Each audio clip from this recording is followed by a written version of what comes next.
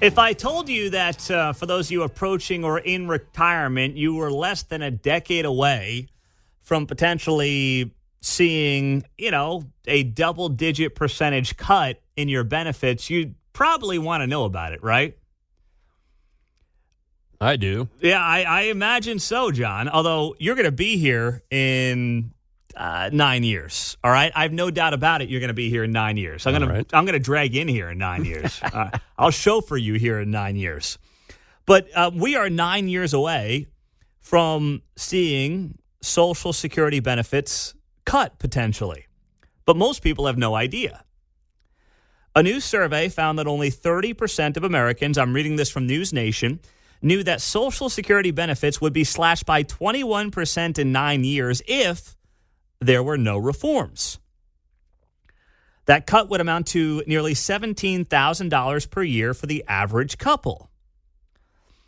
Now, after learning about the looming cuts, 97% of respondents agreed it's important for leaders elected this fall to strengthen the federal retirement program so it's fully available. I don't know who the other 3% are, by the way, but, 97% is pretty good. Take that and round it up to 100 as far as I'm concerned. So this is, of course, a looming crisis.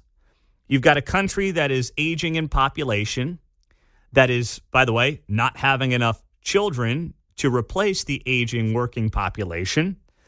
And you have Social Security that, yes, has been raided, but also is becoming insolvent and getting closer and closer and closer to literally, I know it's an old cliche, but going off a cliff. In 2022, Social Security spent $147 billion more than it brought in, a gap that is expected to widen to $670 billion in 2033. This year, an average of almost 68 million people are going to receive Social Security benefits each month. By 2035, the number of Americans aged 65 and older is set to hit 75 million. So what is Congress going to do? Well, they have to do something. The last major Social Security overhaul came about 40 years ago. In 1983, Social Security insolvency was just months away. And that's when the federal government gradually raised the eligibility age from 65 to 67. Now, that was a much more pressing and dire situation because the insolvency was months away. But we're getting close to it here. It's been an issue for far too long, but we're getting close to it. So the question is, does Congress have the backbone to do anything about it?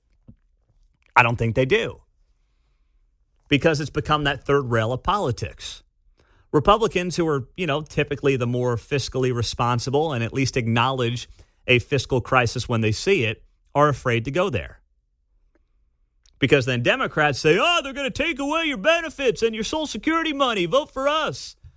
And considering 7 out of 10 people don't even know that there is a crisis on our hands with Social Security, they fall for it. So because we're a country of idiots and we have to cater to these idiots, people are afraid to actually try to fix the country. It's a real shame, is what it is. Because it's like the polling showed. Once people were told there was a problem, they realized, Congress needs to do something about this. But because people don't really pay attention anymore to anything outside of, whatever is interesting in the next 7-8 seconds on their phones, they don't even know that this crisis is happening and it's right in front of them. And then it becomes this political volleyball where if you're Republicans and you're like, we need to do something about this because this is really bad and, having an insolvent Social Security is not good for the country, Democrats will then go out there and say, see, they're going to throw Granny right off the cliff. See you later, Granny. You're going off the cliff. Goodbye. That's what they'll do. So as a result, we are frozen in this position of not doing anything instead of having reasonable adults on both sides of the political aisle come together and say, we've got a problem. Let's address it together instead of trying to use it as a punching bag against each other politically. We've also got to understand what entitlement means. Too many people, too many boomers my age, been busy all posting it's not an entitlement meme, like that does anything. It's yes. You paid into it. Since you're a teenager, you're entitled to pull it back out. Yes. It is an entitlement. It is an entitlement. It also is, a Ponzi scheme. That's how it was set up. And I don't like that about it, but it's a Ponzi scheme. And that's why we've got the problem that we've got, because we don't have enough younger workers paying into the system to then pay the older boomers. Put little energy into the entitlement thing and more energy into knowing what's going on there. Yes. Yeah. Instead of, no, someone's taking away my entitlement. What? I posted on Facebook. Yeah, I did my job. Yeah. No, you really didn't. You did not do your job. Besides, you're wrong. Exactly. And it is also a major driver of the deficit as well. Half of the deficit right now and half of the budget in the country is what, I would call entitlements. Social Security, Medicare, Medicaid. That is it right now. Well, and as such, they shouldn't have been messed with, correct? Well, exactly. But that's a whole other story. Which is a whole other story. But you're right. They got robbed from and screwed, and now you've got this double-edged sword where for too long the money was getting taken out and used for things it should not have been used for, and you don't have the younger workers that you need to have to replenish it. Because the boomer generation is such an enormous generation and is now at or approaching retirement. So it's a double, you get hit on both ends of this whole deal. And that's what makes it so problematic. But where are the leaders? Donald Trump has a great opportunity as basically a lame duck when he gets in there to say, we've got to fix this and we got to fix it now. And trust me, they are going to come after him. On this and frankly everything for that matter. But if he does it in a potentially, not that I think Democrats want to do him any favors, but a potentially bipartisan way where people acknowledge the problem at hand and try to fix it, country's going to be much better off. If not, it's just a slow drive towards the cliff is all it will end up being. And that's what we've got going on right now. You got 35, $36 trillion in debt. You have, Social Security that is diving headfirst towards insolvency. And everyone's just kind of twiddling their thumbs and whistling past the graveyard and promising, I will not cut seniors' benefits. Vote for me. They're all looking out for themselves. That's what they're doing right now. So, by the way, it's just some of the data here that I want to share with you from this News Nation article. Even still, they write, the Social Security Board of Trustees projects that the Social Security Old Age and Survivors Insurance Trust Fund will become insolvent by 2033. That means the program will not be able to cover expenses and without any change will lead to a 21% benefits cut from Social Security Trust Fund. Now, what could they do? Raise payroll taxes? Because right now I think it's your first $215,000 gets hit with that Social Security tax on you and your employer. So some are saying, oh, no, it should be, unlimited. If you make $1 million, you should get taxed on $215 to $1 million for payroll taxes. I mean, when's enough, right? When is enough on taxes? It seems very reasonable to me that it's your first $215,000. If you made more than that, God bless you. You're living the American dream. I mean, you're paying a boatload in income taxes and everything else. Do we need to now soak you for more on the payroll taxes side? I don't think so. But that's going to be a very obvious answer for some. Maybe you raise the threshold, but you don't make it unlimited. Or do you trim benefits, or do you raise the age? It's probably a combination of all the above, if we're being serious. You want to raise the threshold of payroll taxes a little bit to $250,000? Fine. You want to trim benefits a hair to extend it out? Fine. You want to raise the retirement age just a little bit, maybe a year? Okay. I'm open to all those things, and we all should be, because if not, 9 years are going to come fast, real fast. 844-913-4087-957. That is the studio line and the text line here on KCMO Talk Radio 95.7 FM. Pete, as a younger listener, I am not even expecting to have Social Security. I think there's a lot of us who are decades away from that time who probably have that same mindset. I know I do as well, and it pains me to say it, but I have no faith in the government to have a dime left for me. And frankly, I think that's the better way to do it, right? Like, plan for yourself, plan for your own retirement. And as much as it's painful to think about because you have money being taken out of your paycheck every single pay period for Social Security, just try to forget that part of it and be like, you know what? I'm going to plan for myself and protect myself and not hope the government does its job on my behalf. Because usually when you do that, it ain't going to go too well for you.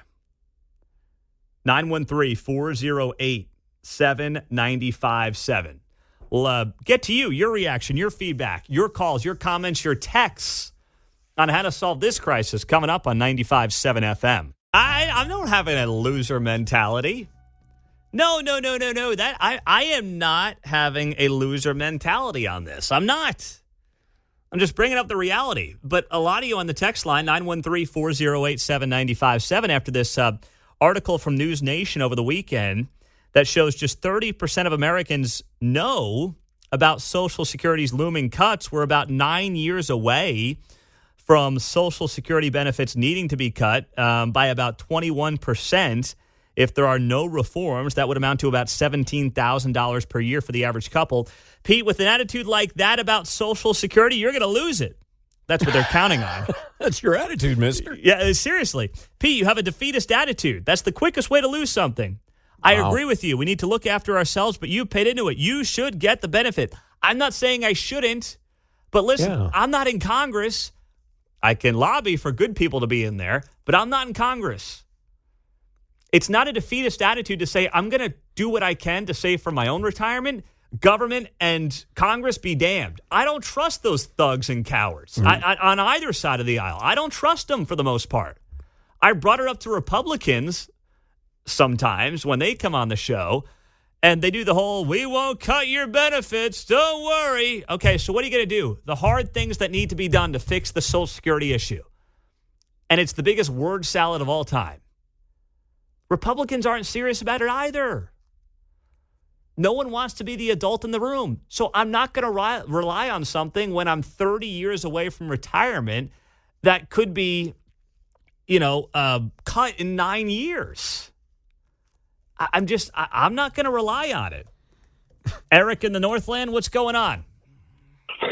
I was just calling to bring up the whole, to kind of confirm what you've already said, that both sides are cowards on this, because if we remember 20 years ago, George W. Bush, he actually had the guts to try to take this on, and both sides roasted him. I mean, Republicans stabbed him in the back. Democrats were obviously going to, say he's, the devil incarnate for having, even brought it up.